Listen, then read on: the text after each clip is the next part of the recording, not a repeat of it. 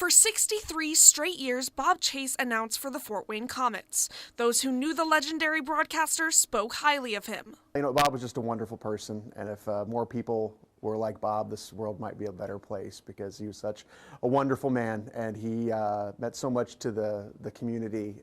He pretty much made Fort Wayne Komet hockey.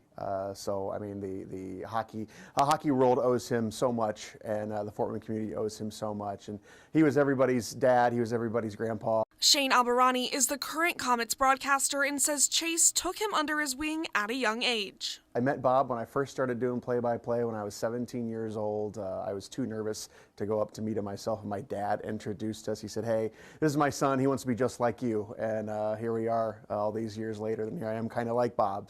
Nights like this are important to Komets fans and players for one main reason. So we don't forget Bob.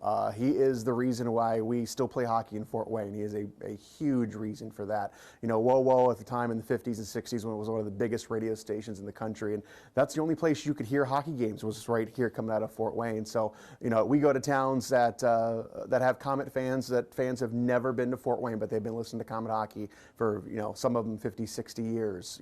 Albarani learned a lot from Chase and says one thing about him always stood out. He was honest. I mean, really, you know, he told it like it was, on the air, to your face. He was just that guy.